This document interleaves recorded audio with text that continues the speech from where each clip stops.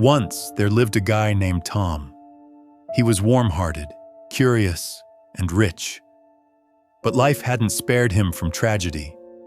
His mother died in a brutal car accident, right after calling him and whispering, "Tom, don't let your curiosity lead you into the dark."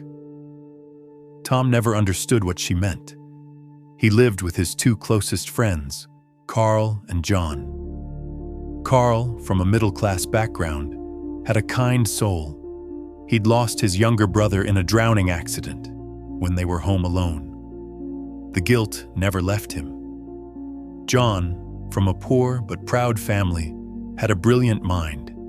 He lost his father to cancer when he was 10 and became the man of the house far too early. Despite their pasts, they were thriving, pursuing their masters in business administration, sharing rent, studying, laughing, living. It wasn't just friendship, it was brotherhood. Now came their final semester. Tom didn't like the idea of parting ways. He wanted to leave behind something unforgettable. A trip felt forgettable. A party? Too generic. He wanted something that mixed thrill, fear, laughter, and emotion.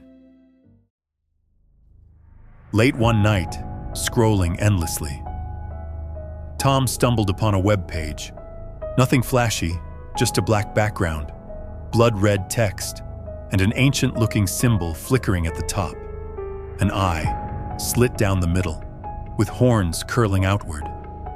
At the top, the title read, "Group Seance Ritual. Speak to the other side. Let your loved ones speak back." Intrigued, he clicked. There were instructions and 10 rules. Believe in heaven and hell. Mean what you say with all your heart. Keep your soul open, never shut it. Sit in a circle, lights off, windows shut, one wax candle in the center. At midnight say, "Aesor animae," while holding hands. Repeat, "Come forth, Aesor animae." Then chant 3 times. "Accipe animam meum et sectatorum meorum ad sitim tuam restinguendum." Never break the circle. Close your eyes. Ask your questions. Only at 12 a.m. at the bottom. The same horned eye symbol, pulsed, just once. Tom stared at the screen. What if it's just for fun? What if it's real? Then he remembered his mother's words. Don't let your curiosity lead you into the dark. But curiosity was louder than caution. He brought the idea to Carl and John. At first, they laughed. No way. That stuff's fake. Too creepy. But that night, Carl stared at his brother's photo. John held his father's watch. By morning, they both agreed. 11:30 p.m. The setup was ready. Candle in the center, lights off, windows sealed, hands held in a tight circle. Outside, wind whispered, but the streets were empty. 12 a.m., Tom spoke first. "Come forth, Aesor animae." A freezing breeze rushed through the room. The candle flickered, violently, even with the windows locked. Then, a whisper, right in Tom's ear, dry, desperate. "Stop! Don't!" He flinched. But Carl and John sat calmly. They didn't hear it. Suddenly, a loud crash from the next room. A photo of Jesus, face down, shattered, and behind it, drawn faintly in dust, the horned eye. Tom leaned forward and whispered the chant, "Accipe animam meum et sectatorum meorum ad sitim tuam restinguendum." Once, twice, 3 times. The candle blew out. Darkness. Wind howled through sealed windows. Their hands turned heavy. and cold. Then, a presence. Tom couldn't see it, but he felt it, standing, breathing, behind him. He turned, nothing, relieved. He turned again and saw it. White eyes, cracked face, twisted jaw, wide open. It stepped forward. Tom screamed. Carl and John fainted.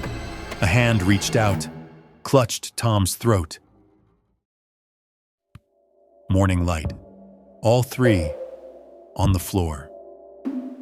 They woke, groggy, laughed. That was insane, Tom chuckled. Dude, did you see the figure? Carl asked. Tom froze. What figure? He lied. He remembered everything. Tom quietly got inside the bathroom, locked the door, splashed water on his face. In the mirror, his reflection didn't move. It just stared back, smiling. He didn't notice until a third hand reached out from the mirror, grabbed his head, pulled him into the tub. He choked, fought, sank. But in his mind, he lived. In reality, Tom died that night. Later that day, Tom and Carl stood at a bus stop. Carl looked off, unwell, scratching his arm, eyes twitching. Carl? Tom asked. Carl didn't respond. Then, Tom's head tilted slightly, his voice still his, but now colder, darker. Inside, the real Tom screamed, trapped deep within, a ghost in his own body. The entity leaned close, smiling, too wide, too slow. It whispered, "Te ipsum interficit." Carl blinked. A tear rolled down. Then, he obeyed. A pen stabbed deep into his wrist. Blood sprayed. Tom, the thing wearing him, screamed, "Carl, what are you doing?" Carl stumbled into the road, turned back, smiled, and stepped into the path of a speeding bus. Crash. Metal, bone. Tom dropped beside the body, not grieving, just performing. The entity smiled. John burst through the door that evening. "Tom, what the hell happened to Carl?" Tom sat still. Too still. John stepped forward, cautious. "Hey, I'm talking to you." Inside, Tom cried out, "Please don't touch me, don't trust me, John, run." Outside, the entity looked up, mimicked sadness. A single tear rolled. I don't remember. It happened so fast." John placed a hand on his shoulder. Too late, the smile came again. That terrible smile, the whisper, "Te ipsum interficit." John froze, blank, turned, walked to the balcony, slid the door open, climbed over. The real Tom, inside, screamed, "No, John, please!" But no one could hear. John stood still. Then, dove. Thud. Skull against concrete. From above, the entity watched, silent, and inside, Tom wept. Tom stands alone in the hallway after John's death. His body begins to twist. Fingernails become claws. Eyes, ghostly white. Hair spills down like black silk. The entity emerges, dripping shadow, formless, horrific. Its voice, layered, thousands of voices in one, from deep within. Tom, trembling. "I'm still here. Please, someone, help me." "Carl, John, I didn't mean for this to happen. I just wanted a memory, a goodbye, not this." The entity smiles, feeding off his pain. Tom panicked. "Why me? Why us? What are you?" "Give me back my body." Entity, calm, ancient. "You invited me.